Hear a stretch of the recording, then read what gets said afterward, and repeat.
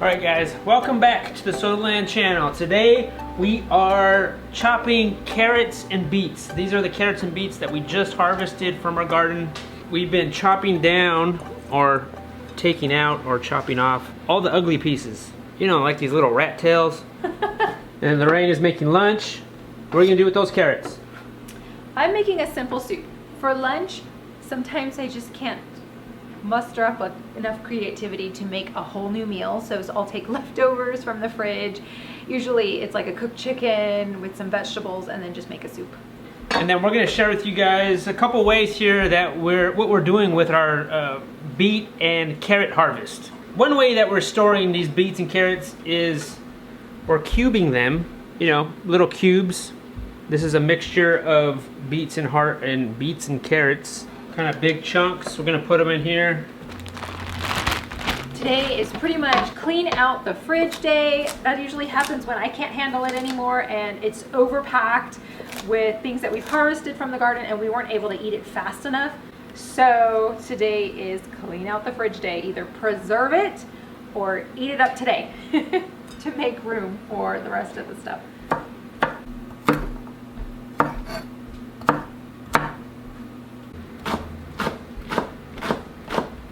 This is just a simple soup with some cooked chicken, some of the broth that I reserved when I cooked the chicken, some tomatoes and collards and carrots.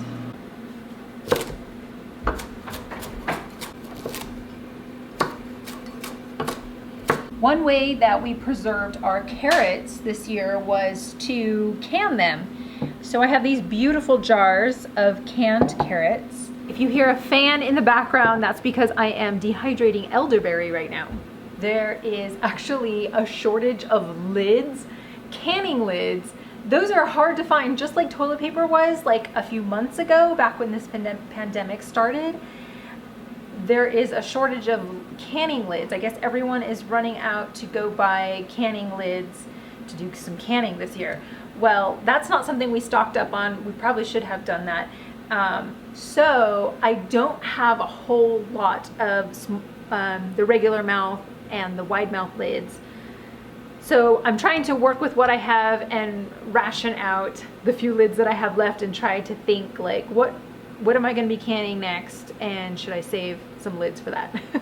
All right, I'm curious to see how much all this weighs. Pour this in there. 4 pounds, 3 ounces of carrots and beets right here.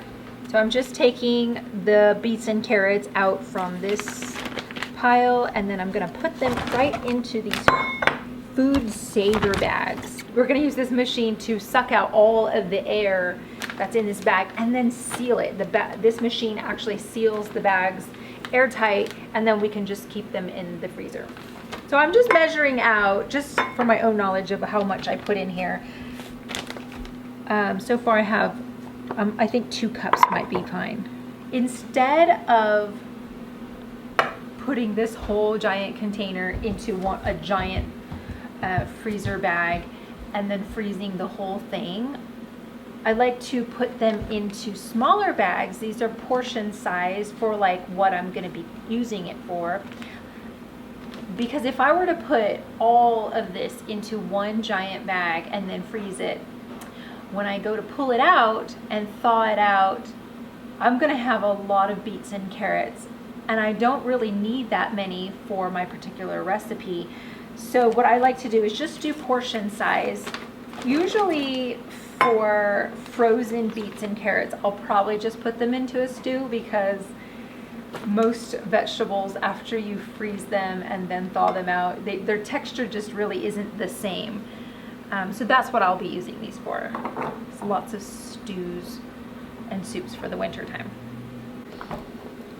I may choose to just freeze these bags and leave this in the fridge. It's so nice to have these carrots and beets already chopped up and the work is already done for you.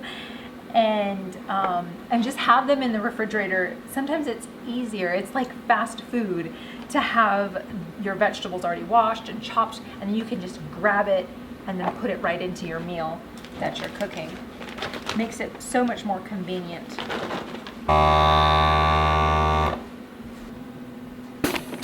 This is vacuum sealed and it's ready to be placed right into our freezer. A goal of ours would definitely be to have some kind of root cellar. I'm not sure what that would look like. And some kind of cold room. I don't know if that's a root cellar also, but here in our single wide mobile home, it's not cool in here.